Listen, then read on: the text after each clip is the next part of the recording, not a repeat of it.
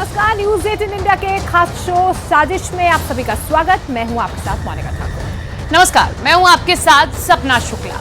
Israel ने बंधकों को छुड़ाने के लिए जो योजना तैयार की है उसको जानकर अरब देशों के अंदर खलबली मच गई है। खूनी अक्टूबर है, नरसंहार वाला नवंबर भी होगा। 7 अक्टूबर को जो कुछ हुआ सभी ने देखा, हमास ने जो कुछ किया, लेकिन इजराइल भी पीछे नहीं है। इजराइल किस तरीके से जवाब दे रहा है। लेकिन साजिश में आज बात अब खूनी अक्टूबर की हम कर लेते हैं और साथ में नवंबर में उस खतरे की भी जिसका डर पूरी दुनिया को सता रहा है। इजराइल दावा कर रहा है कि उसने हमास की 150 से ज्यादा सुरंगों को टारगेट किया है और उसके कई बंकर भी बम से उड़ा दिए गए हैं। लेकिन तबाही का बड़ा खतरा तो गाजा में नजर आने लगा है, क्योंकि इजराइल की बमबारी से मरने वालों की तादाद बढ़ रही है। बिल्कुल, मरने वालों की तादाद 9000 के पार कर चुकी है। अब रूस ने भी ये कह दिया है कि इजराइल जिस तरह से गाजा पर हमले कर रहा है वो अंतर्राष्ट्रीय कानून के खिलाफ है।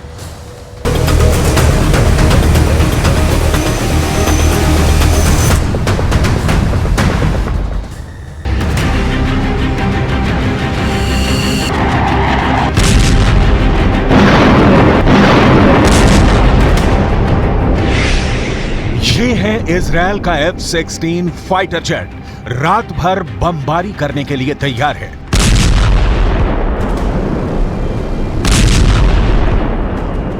इसमें लगे हैं 4 बहुत ही खतरनाक बम। ये हैं जेडम।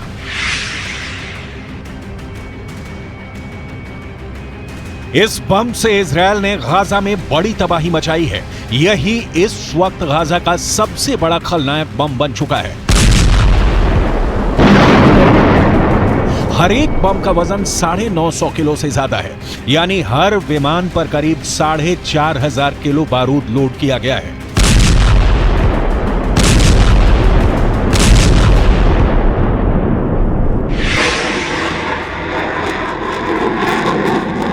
जब गाजा में यह बम रात में फटता है तो ऐसा धमाका होता है। इजराइल को अमेरिका से मिले इस बम ने बहुत तबाही मचाई है।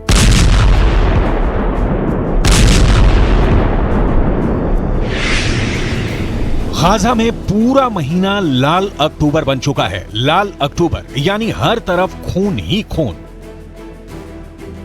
इस बमबारी की शुरुआत 7 अक्टूबर के बाद से हुई, क्योंकि पहले हमास ने इजराइल में 1400 लोगों को मारा और अब इजराइल ले रहा है बहुत ही खौफनाक बदला।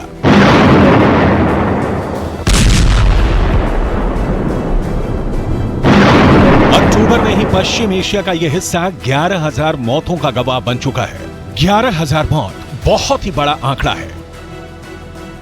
पश्चिम एशिया का यह हिस्सा बहुत दहला रहा है। दुनिया तक जब यहां की तस्वीरें पहुंच रही हैं, तो सवाल हो रहे हैं कि आखिर इजराइल ये बमबारी क्यों बंद नहीं करता। तो इजराइल का जवाब है कि हमास के खत्म होने तक गाजा पर बमबारी जारी रहेगी।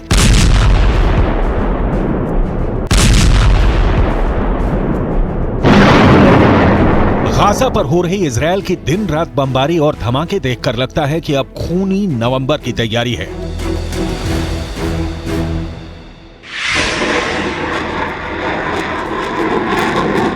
क्या ये हमले, क्या ये युद्ध नवंबर में भी जारी रहेगा? क्या नवंबर अब अक्टूबर से भी बहुत ज्यादा खूनी होने जा रहा है? क्या अपने 1400 लोगों की मौत के बदले में इजराइल का बम गाजा में 14,000 लोगों की जान लेगा? इजराइल के लड़ाकू विमान और रोजाना इनकी उड़ान इशारा तो यही कर रही है। ये सुरमई रंग का विमान इजराइल का F-15 फाइटर जेट है। दुनिया के सबसे खतरनाक फाइटर जेट में से एक। ये विमान इजराइल को अमेरिका से मिला है। ये पीले रंग का विमान इजराइल का F-16 फाइटर जेट है और गाजा पर सबसे ज्यादा बम इसी लड़ाकू विमान ने बरसाए हैं। ये विमान रोजाना बॉम्बिंग मिशन के लिए तैयार किए जाते हैं और फिर रात भर बमबारी होती है।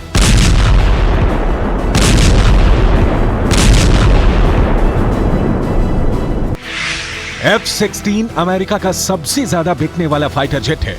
यह 2200 किलोमीटर तक की रफ्तार से उड़ सकता है। यह फाइटर जेट 900 किलोमीटर की रेंज में ऑपरेट कर सकता है। इस विमान में बहुत ही आधुनिक रेडार और सेंसर लगे हुए हैं। F-16 मल्टी रोल फाइटर है, यानी यह विमान पर भी अटैक कर सकता है। और दुश्मन के जमीनी टारगेट को भी तबाह कर सकता है। ये ऐसा सिंगल इंजन वाला फाइटर जेट है जो बहुत ही भरोसेमंद माना जाता है और ये 50,000 की फीट की ऊंचाई तक ऑपरेट कर सकता है। अब इजरायल इस विमान से दिन रात बमबारी कर रहा है।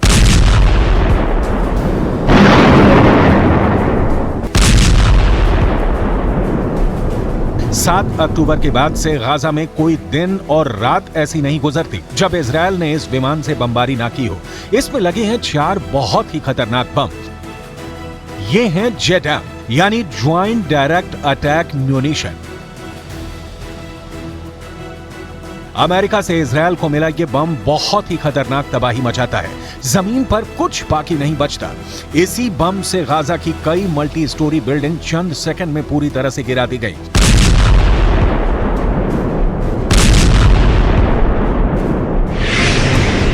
इस बम से इजरायल ने गाजा में बड़ी तबाही मचाई है। यही इस वक्त गाजा का सबसे बड़ा खलनायक बना हुआ है। JDAM को लेकर डर इसलिए और ज्यादा बढ़ जाता है क्योंकि अल अहली जैसा हाल अब गाजा के सबसे बड़े अस्पताल अल शिफा का भी हो सकता है।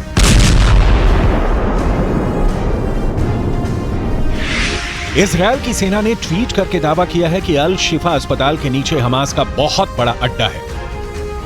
इजरायल की सेना ने एक एनिमेशन ट्वीट किया है। इसमें अल शिफा अस्पताल के नीचे हमास की सुरंग दिखाई गई है।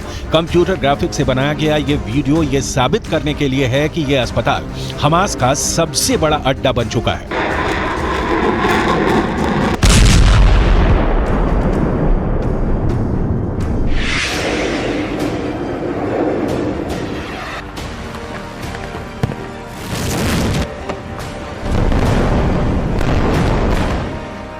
17 अक्टूबर को इजरायल पर बहुत बड़ा इल्जाम लगा था जब गाजा के अल अहली अस्पताल पर एक बम फटा।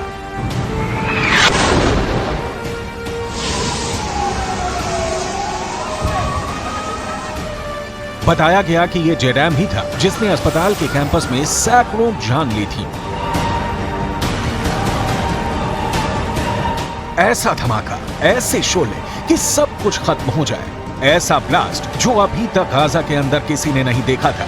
गाजा पर इजरायल के हजारों बम गिरे, लेकिन ऐसा ब्लास्ट पहली बार हुआ।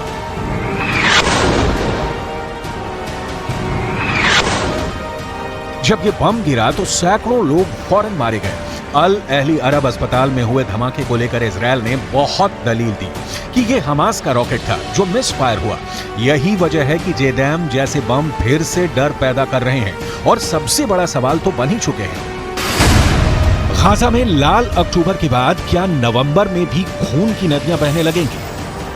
गाजा और इजरायल इस वक्त बहुत बड़ी हिंसा के दौर से गुजर रहे हैं। गाजा पर इजरायल हजारों टन बम गिरा रहा है तो हमास की तरफ से इजरायल में लंबी रेंज के रॉकेट फायर किए जा रहे हैं।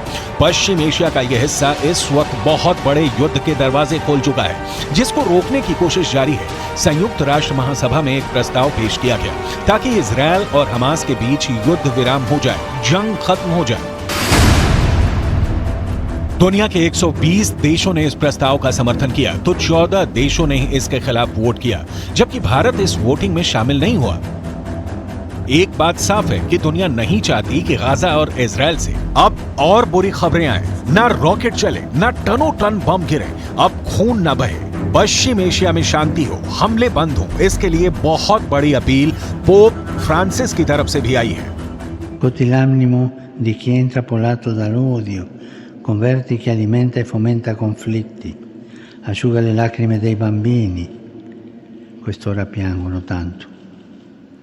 Assisti chi è solo e anziano, sostieni i feriti e gli ammalati, proteggi chi ha dovuto lasciare la propria terra e gli affetti più cari, consola gli sfiduciati, ridesta speranza. Gaza में रात में हमले कैसे हो रहे हैं इसकी तस्वीरें भी आने लगी हैं। गाजा में इस वक्त ना बिजली है, पानी की किल्लत है, ना फोन है, ना इंटरनेट है। इस वक्त गाजा का संपर्क पूरी तरह दुनिया से कट चुका है। रात भर इजरायल की बमबारी होती है और दिन भर लोग मलबे में जिंदा बचे लोगों को तलाश करते हैं। गाजा को लेकर तनाव वेस्ट बैंक में भी फैल गया है। जब से गाजा का संपर्क दुनिया से कटा है तब से वेस्ट बैंक में रहने वाले फिलिस्तीनियों में इजरायल के खिलाफ गुस्सा बढ़ गया। गाजा में खुल्लम खुल्ला ग्राउंड ऑपरेशन चलाने में इजरायल अब भी बच रहा है। उसकी बड़ी वजह है कि इजरायल के ताबड़तोड़ हमलों के बीच हमास भी खामोश है, हिजबुल्लाह भी खास एक्टिव नहीं हो रहा है। इन दोनों की खामोशी इजरायल को परेशान कर रही है और वो गाजा में ग्राउंड ऑपरेशन के लिए पूरी तरह से तैयार नजर नहीं आ रहा। गाजा के आसपास इजरायल के टैंक लगातार घूम रहे हैं, तो लेबनान बॉर्डर पर भी इजरायल की सेना चौकस हो गई है, क्योंकि गाजा में घुसने के बाद हिजबुल्लाह और ईरान से पहले ही बड़े हमले की धमकी मिली हुई है। I say frankly to the American statesmen who are now managing the genocide in Palestine that we do not welcome to expansion of the war in the region. But I warn, if the genocide in Gaza continues, they will not be spared from this fire. Iran और Hezbollah की धमकी के बाद ही Israel की फौज Gaza में बच कर घुस रही है। इजरायल के टैंक गाजा में टिक कर हमले करते हुए नजर नहीं आ रहे, बल्कि उनकी रणनीति हिट एंड रन की हो रही है। लेबनान में हिजबुल्लाह बहुत मजबूत है, लेकिन हिजबुल्लाह तभी कोई बड़ा एक्शन लेगा जब उसे ईरान से इशारा मिलेगा। ये बात इजरायल भी जानता है और अमेरिका भी। गाजा के चारों तरफ चौकसी बहुत ज्यादा है। वैसे ईरान की धमकी के बाद अमेरिका का रिएक्शन भी फौरन आया है और लगता है कि इस बार बाइडेन के कैंप ने ईरान को लेकर इरादा पक्का कर लिया है, क्योंकि सवाल इजरायल का है। The United States does not seek conflict with Iran. We do not want this war to widen. But if Iran or its proxies attack U.S. personnel anywhere, make no mistake, we will defend our people, we will defend our security, swiftly and decisively. Israel की नौसेना ने भी समंदर की तरफ से Gaza पर हमले शुरू कर दिए हैं। हमास के कई कमांडरों के मारे जाने का दावा किया है। समंदर की तरफ से हमास को घेरने वाली बमबारी की तस्वीरें पहली बार जारी की गई हैं। इजरायल ने हमास को जड़ से खत्म करने का फैसला किया है। हालांकि हजारों टन बम बरसाने और 9,000 लोगों की मौत के बावजूद हमास की लीडरशिप का अब तक कुछ खास नहीं बिगड़ा है। इजरायल की सेना के पास अभी वक्त बहुत ज्यादा है। वो हमास को आराम से खत्म करना चाहता है, लेकिन वो जितनी देर करेगा गाजा में उतनी ज्यादा लोगों की जान जाएगी, कामयाबी उतनी कम मिलेगी। अमेरिका पर भी दबाव बढ़ता जाएगा, क्योंकि युद्ध लंबा खिंचने के साथ दोनों के दुश्मनों को और ज्यादा वक्त मिलेगा।